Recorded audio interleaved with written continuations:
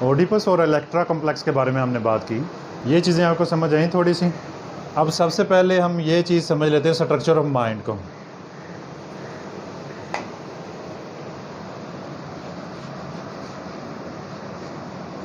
Sigmund fried نے انسانی structure of mind جو ہے اسے ایک گلیشیئر سے تشبیہ دی ہے. سمندر کی لہریں ہوتے ہیں نا، اس میں ایک برفانی تودہ ہوتا ہے جسے گلیشیئر کہتے ہیں. اس کا ایک حصہ سمندر کی لہروں میں گہرائی میں ہوتا ہے، ایک حصہ وہ ہوتا ہے جو سمندر کی لہروں سے باہر ہوتا ہے. ٹھیک ہے، ایک وہ حصہ ہوتا ہے جو سمندر کی لہروں کے کبھی نیچے آ جاتا ہے کبھی اوپر آ جاتا ہے. کیا یہ چیز سمجھ آئی؟ تو سگمنڈ فرائیڈ کا کہنا ہے کہ انسانی ذہن جو ہے اس کی ساخت گلیشیئر کی مانند ہوتی ہے. ٹھیک ہے، اور جو حصہ واضح ہوتا ہے اسے اس نے کانشیس کا نام دیا. ٹھیک ہے، اسے کس کا نام دیا؟ شعور، کانشیس. اس کا مطلب یہ ہے جن چیزوں سے ہم فوری طور پہ آگاہ ہوتے ہیں، جو ہمارے شعور میں آتی ہیں، وہ کانشیس میں ہوتی ہیں. اور پھر اس نے لہروں کے نیچے جس سے ہم ناواقف ہیں اسے اس نے ان کانشیس یا لاشعور کا نام دیا. ٹھیک ہے، اسی طرح سے یہاں پہ پری یا سب کانشیس ہوگا. یہ وہ چیزیں ہیں، وہ میموریز ہیں جو پرسوں ترسوں کی ہیں. کبھی ہم سوچیں تو یاد آ جاتی ہیں، ورنہ وہ سمندر کی لہروں کے نیچے چلی جاتی ہیں. گوٹ اٹ؟ اسے تحت الشعور بھی کہتے ہیں. اب یہ تین چیزیں اور یہ تین چیزیں آپس میں ملتی ہیں. کچھ چیزیں کانشیس میں ہو رہی ہوتی ہیں، کچھ چیزیں انسان کی زندگی میں انکانشیسلی ہو رہی ہوتی ہیں. ٹھیک ہے، فار ایگزامپل کسی کو ایک رشتہ آیا عبد المجید کا. ٹھیک ہے، اس کی نوز ایسے تھی، اس کی آنکھیں ایسے تھی، آپ نے انکار کر دیا. آپ نے بولا مجھے یہ فلاں فلاں لگتا ہے، مجھے یہ بدماش لگتا ہے. اس کی مونچھیں دیکھ کے کہہ دیا یا کچھ بھی. تو یہ آپ کے انکانشیس میں کنسیپٹ ہے بچپن سے. ٹھیک ہے، اور جو آپ کو بھول بھی چکا ہے. فار ایگزامپل آپ چھوٹے سے تھے، آپ گلی میں جا رہے، ایک مونچھوں والا شخص تھا، اس کے آئی بروز ایسے تھے، اس کی آئی لیشز ایسی تھیں، اس کے بال ایسے تھے، اس کی مونچھیں ایسی تھیں. اس نے آپ کو ڈرایا دھمکایا یا کچھ ایسا کیا جو کہ آپ کو ٹھیک نہیں لگا، آپ کو تھریٹننگ لگا. اس کی وجہ سے آپ نے اپنی زندگی میں رول سیٹ کر لیے اور آپ اس واقعے کو بھول گئے. اس واقعے کو آپ بھول چکے ہیں، لیکن اس کے جو کانسیکوینسز تھے، اس کے جو اثرات تھے، وہ آپ کے انکانشیس میں سیو ہو گئے.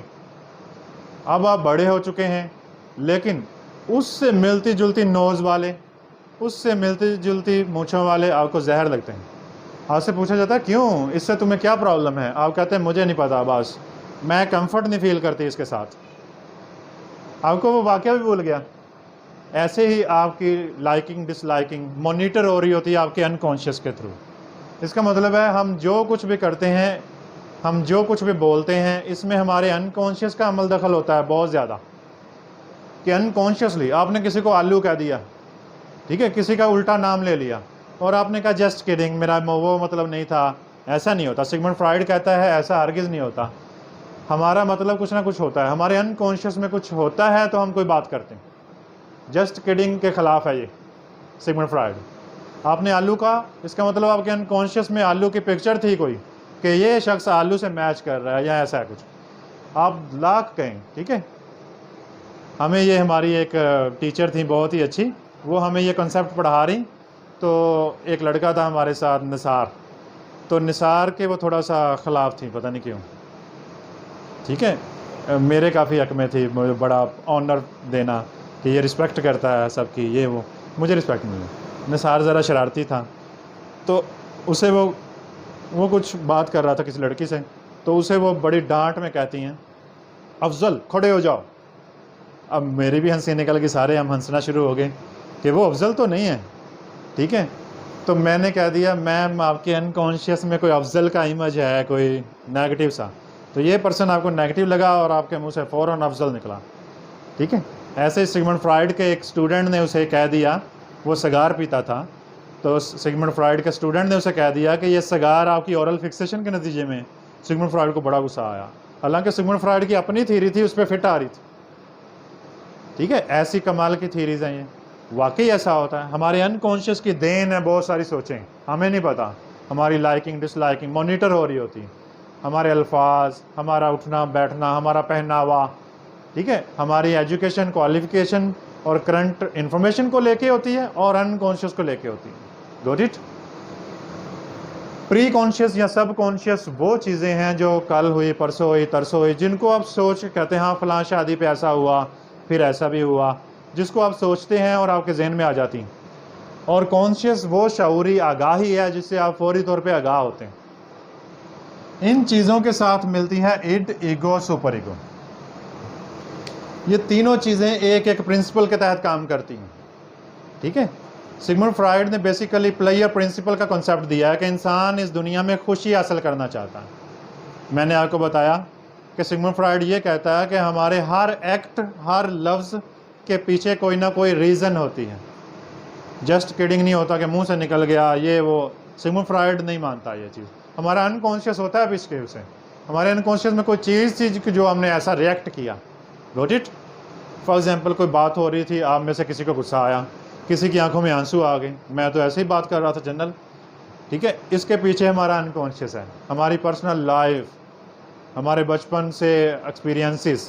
انکانشیس میں کیا کیا ہوتا ہے؟ انفلفلڈ ڈیزائرز، وہ خواہشات، وہ ان ایکسیپٹیبل وشز جو ادھوری رہ جاتی ہیں. ٹھیک ہے. Childhood memories, dreams. ڈریمز، یہ سگمنڈ فرائیڈ نے ڈریمز کو بہت اہمیت دی ہے. سگمنڈ فرائیڈ کا کہنا ہے dreams are the Royal road of unconscious. Dreams are the Windows of unconscious. Unconscious تک پہنچنے کا نام ڈریمز ہے. ٹھیک ہے. اچھا، سگمنڈ فرائیڈ کا کہنا یہ ہے کہ ہماری بیماریوں کی جڑ انکانشیس ہے. ہم نے بچپن کے ایکسپیرینسز اور ایسی چیزیں اپنے ذہن میں دفن کی ہوتی ہیں جو ہمیں سائیکولوجیکلی ڈیمیج کیے ہوتی ہیں. گوٹ اٹ. اگر کسی انسان کا انکانشیس اس کے کانشیس میں لے آیا جائے تو وہ ٹھیک ہو جاتا ہے. اس پروسیس کو سائیکو انالیسس کہتے ہیں. کسی پرسن کا انکانشیس اس کے کانشیس میں لانا کہ تم جو ایسا ایسا کرتے ہو اس کی وجہ یہ ہے. کسی کا انکانشیس اس کے کانشیس میں اگر لایا جائے تو اس عمل کو کہتے ہیں تحلیل نفسی، سائیکو انالیسس. Got it. اب آگے چلتے ہیں. یہ تین چیزیں اس کے ساتھ ملتی ہیں. یہ 6 چیزوں کا آپس میں ایک تصادم ہوتا ہے، اس کے نتیجے میں انسان کی پرسنالٹی ڈیولپ ہوتی ہے. گوٹ اٹ.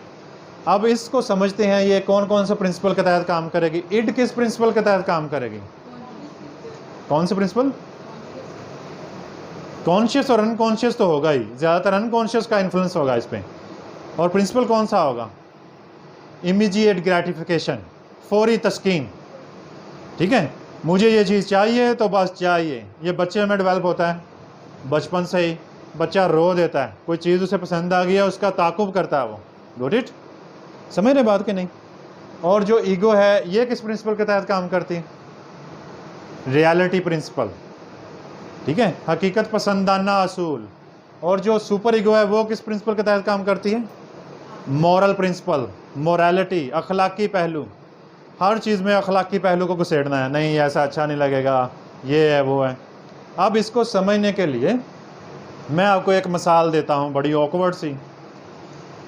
یہ تینوں چیزیں اور یہ تینوں چیزیں ایک ہی ذہن میں کام کر رہی ہوتی ہیں بیک وقت، لیکن ہم اس کو سمجھنے کے لیے 3 اشخاص بنا لیتے ہیں. ایک بندہ ہے اس کا نام ہے اڈ، ایک اور لڑکا ہے جس کا نام ہے ایگو، اور ایک لڑکا ہے جس کا نام ہے سپر ایگو. ٹھیک ہے. یہ وڈیرے ہیں. اڈ اپنی جیپ میں ان کو اپنے دوستوں کو لے کے نکلتا ہے. ٹھیک ہے. ہوتا تو یہ ایک ہی ذہن میں ہے لیکن ہم سمجھنے کے لیے ایسا کر رہے ہیں. یہ شکار کے لیے نکلتے ہیں اپنی جیپ پہ. اب کیا ہوتا ہے ہیرا؟ اب ایسا ہوتا ہے کہ اڈ کو اپنی ہی زمینوں میں، کھیتوں میں دور ایک لڑکی کام کرتی ہوئی نظر آئی ہے. ٹھیک ہے. اور یہ کس پرنسپل کے تحت کام کرتا ہے؟ پنجابی میں کہتے ہیں ان کو لتھی چڑھی کا کوئی نہیں ہے. ٹھیک ہے. ان کو کوئی شیم یہ وہ کچھ نہیں ہے. یہ فوری تسکین چاہتے ہیں. اس نے اپنے گارڈ سے کہا کہ اسے اٹھا لاؤ. ٹھیک ہے. جبکہ ایگو اس کا دوست جو کہ ریالٹی پرنسپل کے تحت کام کرتا ہے، آپ اسے انسانی ضمیر کی آواز بھی کہہ سکتے ہیں، جو بیلنس کرتی ہے. اور سپر ایگو جو مورل پرنسپل کے تحت کام کرتا ہے. اب اس نے تو لگا دی، سپر ایگو نے لگا دی دوڑ. یہ کیا کرنے لگے؟ میں جا رہا ہوں. ایگو نے اس کا بازو پکڑ لیا اور اڈ کو بھی سمجھایا. اسے کہتے ہیں ڈیلے آف گریٹیفیکیشن، کہ انسان تسکین تو کرتا ہے لیکن ریالٹی پرنسپل کے تحت، کہ جو جائز ہے اس کے ذریعے ہم کریں گے. ٹھیک ہے، ڈیلے آف گریٹیفیکیشن. گریٹیفیکیشن یا پلیئر تو ملے گا، یہ بھی دلائے گا، یہ فوری دلانا چاہتا ہے. یہ کہتا ہے تھوڑا سا ٹھنڈ رکھ، تھوڑا سا اپنے آپ کو روک کے رکھ، حقیقت میں آ.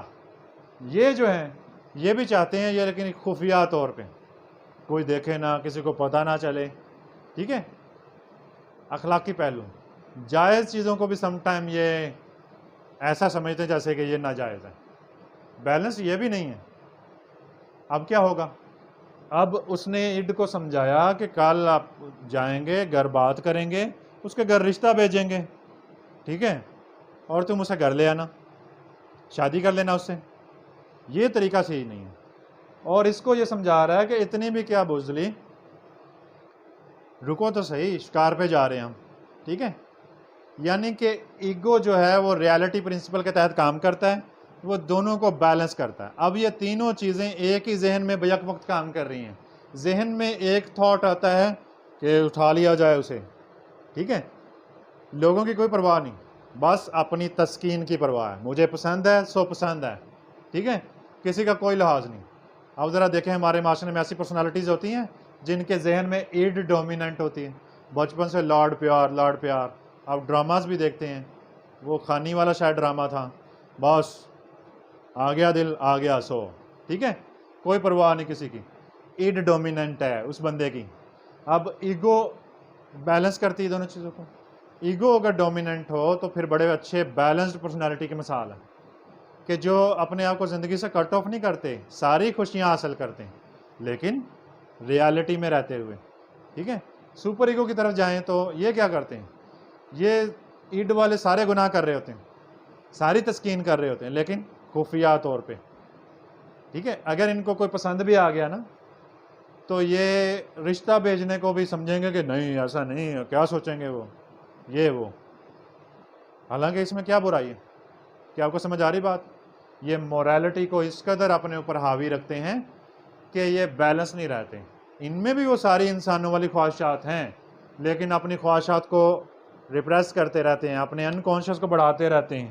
انفلفلڈ ڈیزائرز، ان ایکسیپٹیبل وشیز، ان کو بھی ایسے تھاٹس آتے ہیں جو کہ ان ایکسیپٹیبل ہوتے ہیں، سوشلی ان ایکسیپٹیبل تھاٹس آ رہے ہوتے ہیں لیکن یہ ان کو ہولڈ کیے ہوتے ہیں. بیلنس اسٹیٹ نہیں ہوتی. ہولڈ تو کرنا چاہیے لیکن ریالٹی پرنسپل کے تحت جائز چیزیں کرنی بھی چاہیے. کیا آپ کو سمجھ آ رہی؟ اب آپ کا ذہن جو ہے وہ ان چیزوں سے آپ کی پرسنالٹی کو بناتا ہے. آپ اپنی زندگی کو اگر سوچیں، آپ کا ذہن کبھی کبھی ایڈ کو ڈومیننٹ کر دیتا ہے اور کبھی کبھی ایگو کو، کبھی کبھی سپر ایگو کو. کبھی کبھی آپ وہ ایسا بن جاتے ہیں جیسے بہت آپ سے پارسا کوئی نہیں. ٹھیک ہے، اور کبھی کبھی آپ ایسے شیطان بن جاتے ہیں کہ آپ سے برا کوئی نہیں. کبھی کبھی آپ بیلنس بھی ہوتے ہیں. ٹھیک ہو گیا؟ پھر یہی پیٹرنز ہمارے سٹرینتھنڈ ہوتے رہتے ہیں وقت کے ساتھ ساتھ. کسی کی ایڈ ڈومیننٹ ہوتی گئی، اسے پتہ بھی نہیں چلتا، اس کی پرسنالٹی ایسی بن جاتی ہے. ٹھیک ہے، اب ہم آ جاتے ہیں سائیکو سیکسول سٹیجز کی طرف. اس کے بارے میں بک میں ہوگا، میں زیادہ نہیں اسے آپ کو سمجھاؤں گا، صرف بتا دیتا ہوں. اس نے سائیکو سیکسول سٹیجز دی. اس نے کہا کہ ایک بچے کی پرسنالٹی 5-6 سال میں بن جاتی ہے جو بننا ہوتا. اورل سٹیج ہے. ٹھیک ہے، اور کون سی سٹیج ہے؟ اینل ہے، فیلک سٹیج ہے، اور ایک اور ہے جینیٹل سٹیج ہے. دیکھیں تو اب یہ سٹیجز میں ہوتا کیا ہے؟ سگمنڈ فرائیڈ کا کہنا ہے کہ لائف میں، بچے کی زندگی میں وہ مختلف سٹیجز سے گزرتا ہے. کنسیپٹ تو وہی پلیئر پرنسپل والا ہے. ٹھیک ہے، تو بچہ جب چھوٹا ہوتا ہے تو وہ اورل سٹیج میں ہوتا ہے، تو اس کا پلیئر سینٹرڈ ان دی ماؤتھ، یعنی کہ وہ خوشی حاصل کرتا ہے ہر چیز کو منہ میں ٹھونس کے. ٹھیک ہے، اور پھر لبیڈو کی انرجی وہ ساری کی ساری اس پہ لگتی ہے. سمجھ گئے بات؟ اب آگے کیا ہوتا ہے؟ نیکسٹ کیا ہوتا ہے؟ نیکسٹ یہ ہوتا ہے کہ جب وہ اس کی گریٹیفیکیشن پوری نہیں ہوتی، فار ایگزامپل جسے ہم کہتے ہیں ویننگ، 2 سال کی عمر میں بچے کو دودھ چھڑواتے ہیں، اس کے لیے اسے کڑوی چیزیں کی جاتی ہیں. ٹھیک ہے، اس سے بچے میں اگریشن آ جاتا. ایسا نہیں کرنا چاہیے.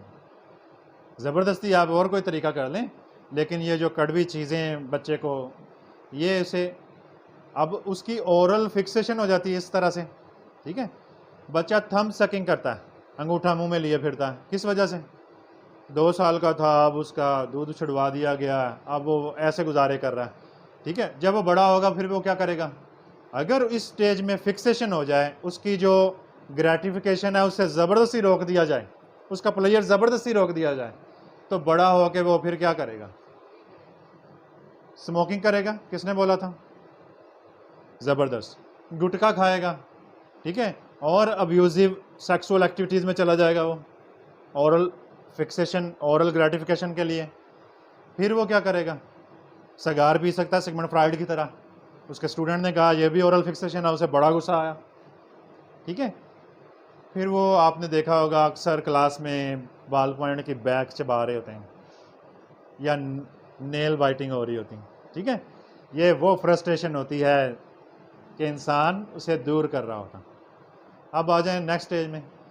ایسے ہی نیکسٹ سٹیج میں پلیئر زون کون سا ہوتا ہے؟ اینل سٹیج ہے. اینل سٹیج ہے. بچہ جی، بچہ جب چھوٹا ہوتا ہے تو اس میں بلیڈر کنٹرول، باؤل کنٹرول نہیں ہوتا. اس نے پینٹ گیلی گندی کرنی ہوتی. ٹھیک ہے، ماں کیا کرتی؟ ماں اس کی اس گریٹیفیکیشن کو تھپڑ مار کے روک دیتی. تم نے یہ کیا کیا؟ بتایا کیوں نہیں؟ بچے کے ہرگز بس میں نہیں ہے، ٹھیک ہے، کہ وہ روک سکے. اس میں بلیڈر کنٹرول، باؤل کنٹرول کی اتنی صلاحیت نہیں ہے کہ وہ روک سکے. ہاں، آپ مختلف سٹریٹجیز کے تھرو اسے یہ قائل کر سکتے ہیں یا سکھا سکتے ہیں کہ وہ بر وقت آپ کو اطلاع دے دیں کہ واش روم جانا ہے. اس سے زیادہ نہیں. ہماری کچھ مائیں جو اپنے کلینلینس کی ہیبٹس میں ہوتی ہیں، مینرزم طاری رکھتی ہیں، صاف ستھرا ہونا چاہیے، صاف ستھرا ہونا چاہیے، وہ اپنے بچے کو پھر ایسے صاف ستھرا کرتی ہیں کہ ان کی فکسیشن ہو جاتی ہے یہاں پہ. بڑے ہو کے پھر ان کو گندگی اچھی نہیں لگتی، وہ ہر چیز کو نیٹ کلین کرنا چاہتے ہیں. اس طرح وہ اپنا ذہنی سکون تباہ کر دیتے ہیں. یہ چیزیں ہمارے ذہنی سکون کے لیے ہوتی ہیں، اور یہی چیزیں اگر ہمارا ذہنی سکون چھیننا شروع کر دیں تو کیا کیفیت ہوگی؟ ذرا سوچیں. آپ کے نئے شوز پہ مٹی پڑ جاتی ہے، آپ یونیورسٹی کیمپس میں انٹر ہوئے ہیں اور آپ کی ساری نگاہیں، ساری توجہ، 70% آپ کا فوکس اپنے شوز پہ ہے. کہیں مٹی تو نہیں لگی؟ کہیں کسی نے دیکھا تو نہیں؟ ٹھیک ہے، سمے کے بعد پھر آپ ٹیشو لے کے اسے صاف کر رہے ہیں، یا اپنے بالوں کا آپ کانشیس ہیں کہ بال سیدھے ہونے چاہیے، یہ کیا سوچیں گی، وہ کیا سوچیں گی. تو پھر کیا ہوگا؟ اس کا مطلب آپ کی فکسیشن ہوگی مینرزم، آپ سائیکلوجی، آپ بیلنس پرسنالٹی نہ ہوئے. ٹھیک ہے، سمے کے بعد اسی طرح سے فیلک سٹیج ہے. اس میں 2 کمپلیکسز ہوتے ہیں. بچہ آپ کو پتہ ہونا چاہیے کتنی عمر میں کون سی سٹیج ہوتی ہے. لبیڈو کی انرجی پہلی سٹیج میں لگی، جو فکسیشن میں لگی، باقی اگلی سٹیج میں کنورٹ ہو جائے گی، پھر باقی اگلی سٹیج میں چلی جائے گی. اب چھوٹے بچے کو ڈیل کرنا آنا چاہیے، ماؤں کو اور باپ کو اور باقی لوگوں کو، گھر کے افراد کو. ہم چھوٹے بچے کو سب سے زیادہ غلط ٹریٹ کرتے ہیں. اس کی پرسنالٹی بن رہی ہے اور ہمیں پرواہ نہیں. ذرا سوچیں کتنا یہ نازک معاملہ ہے. ایسا ہی ہے نا؟ اب وہ چلا جاتا ہے فیلک سٹیج میں. کتنی عمر ہوتی ہے اس سٹیج میں؟ 3 سے 5 سال کی عمر ہے، اور اورل میں 0 سے 2 ہے، شاید 0 سے 3 تک ہوگا. ٹھیک ہے، اب اتنی عمر کا بچہ جو ہے اس میں ایک چیز ڈیولپ ہونا شروع ہوتی ہے، اپوزٹ پیرنٹ جینڈر اٹریکشن. اگر وہ بیبی بوائے ہے، لڑکا ہے، تو وہ اپنی ماں کے ساتھ اٹیچمنٹ شروع کر دیتا ہے اور باپ سے ہیٹرڈ. انکانشیسلی یہ چیز آ رہی ہوتی. یہ سگمنڈ فرائیڈ کے اکارڈنگ ہے، میرے اکارڈنگ نہیں ہے. آپ اس سے ڈفر کر سکتے ہیں.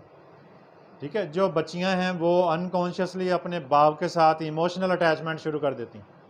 ٹھیک ہے، اور وہ ماں کو ریموو کرنا چاہتی ہیں، ماں کی جگہ لینا چاہتی ہیں، باپ کے ساتھ خود براجمان ہونا پسند فرماتی ہیں. ٹھیک ہے، اسی طرح لڑکا کرتا ہے. سمے کے بعد آپ نے بہت ساری ویڈیوز دیکھی ہوں گی جس میں بچہ جو ہے وہ اریٹیٹ کر رہا ہے کہ یہ ادھر کیوں ہے. ٹھیک ہو گیا. اب اس سٹیج میں 2 کمپلیکسز آ جاتے ہیں. لڑکوں کو آتا ہے اوڈیپس کمپلیکس، جس کے بارے میں نے پہلے تذکرہ کیا ہے، اوفیئر شاید یا اونیئر کیا ہے. اسی طرح الیکٹرا کمپلیکس ہوتا ہے، جس میں جو لڑکیوں میں یہ چیز پیدا کر دیتا ہے کہ وہ بڑی ہو جاتی ہیں لیکن ان میں وہ ایک بیلنس نہیں رہتی. ان میں ان کی پرسنالٹیز میں فلاز رہ جاتے ہیں، احساس کمتری کہہ لیں یا ایک احساس محرومی اندر رہ جاتا ہے، جیسے وہ کم ہیں کسی سے. ٹھیک ہے. اب ذرا دیکھیں، جیسے ہی بچہ یا بچی بڑے ہو رہے ہوتے ہیں، ان کے جینڈر رول بن رہے ہوتے ہیں. کیا بن رہا ہوتا ہے؟ جینڈر رول کون اسائن کرتا ہے؟ ایک تو جینڈر اسائن کرتی ہے، ایک سوسائٹی اسائن کرتی ہے.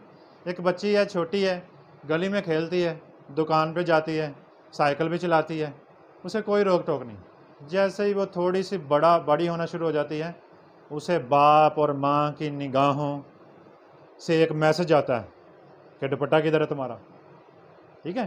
بھائی اسے روک ٹوک شروع کر دیتے ہیں. وہ جو دکان والے انکل تھے، ان کی نگاہ بدل جاتی تھوڑی سی. بچی کو ان کا کوئی شعور نہیں ہے. بچی بڑی پریشان ہوتی ہے کہ پہلے میں گلی میں کھیلتی تھی، اب مجھے روک کیوں دیا گیا. ٹھیک ہے. پہلے میں دکان پہ بھی جاتی تھی، پہلے دکان والے انکل ایسے نہیں تھے، اب یہ مجھے گھورتے کیوں رہتے. پہلے بھائی نے کبھی نہیں ٹوکا تھا، اب مجھے یہ ٹوکتا ہی رہتا، ایسے نہیں ویسے نہیں. ماں کیوں ایسا کرتی ہے، یہ دوپٹہ دیتی رہتی ہے مجھے بار بار. بچی کا ذہن ان چیزوں سے سمجھنے سے قاصر ہے، اور اگر یہ چیزیں بہت زبردستی سے لاجک دیے بنا ہی قائل کرنا شروع کر دیں، بچی میں کمپلیکسز آنا شروع ہو جائیں گے. ٹھیک ہو گیا. اسی طرح ایک بچہ ہے، اس کو بھی باؤنڈ کیا جاتا ہے، اسے تھوڑا سا عجیب سا بیہیو کیا جاتا ہے، تو اس میں بھی یہ اس کا سیلف ڈیولپ ہو رہا ہے. تو اسے جب بچہ شو کروایا جاتا ہے نا، بچہ ہے، اکثر مائیں خود نہلاتی ہیں تو ان کو برا لگنا شروع ہو جاتا ہے. وہ کہتے ہیں نہیں میں خود نہاؤں گا، میں نے خود کنگھی کرنی ہے، میں نے خود کپڑے پہننے ہیں. ماں زبردستی کرتی ہے. ماں کا تو وہ بچہ ہی ہے. بچے کو یہ چیز بڑی معیوب لگتی ہے. بچہ چاہتا ہے اسکیپ حاصل کرنا، اب میں بڑا ہو گیا ہوں. یا بچہ انگزائٹی میں مبتلا ہو جاتا ہے کہ مجھے اب خود کرنے دیں یہ کام. وہ انڈیپینڈنٹ ہونا چاہتا ہے جلدی. کچھ بچے تو شیو کرنا شروع کر دیتے جلدی سے، میری داڑھی مونچھ آ جائے، میں جلدی سے بڑا ہو جاؤں. وہ یہ چھوٹے کا لیبل برداشت نہیں کر پاتے. یہ سارے کے سارے کمپلیکسز ہیں. ٹھیک ہے. واش روم میں گھنٹوں بیٹھے رہنا، نہاتے رہنا، گھنٹہ ہو گیا بچہ نہا رہا ہے. ٹھیک ہے. ایسے میں یہ ڈفرینٹ کمپلیکسز ہیں جس کی روٹس اس کے بچپن سے ملتی ہیں اور سوسائٹی سے ملتی ہیں. اس کے بعد ڈیفنس میکانزمز ہیں. 8 سے 10 ڈیفنس میکانزمز بہت اہم ہیں، یہ ضرور کرنے چاہیے آپ کو. اگر آپ کے پاس یہاں موجود ہیں تو میں اکیلے کو ایکسپلین کروں گا. جی پہلا ڈیفنس میکانزم کیا ہے؟ جی پروٹیکشن. پہلا ڈیفنس میکانزم ہے پروجیکشن. دوسرا کیا ہے؟ کوئی اور نام بھی آپ کو آنے چاہیے. انڈوئنگ ہوتا ہے ایک ڈیفنس میکانزم. ایک ہے ریگریشن، ایک ہے ریشنلائزیشن، ڈے ڈریمنگ،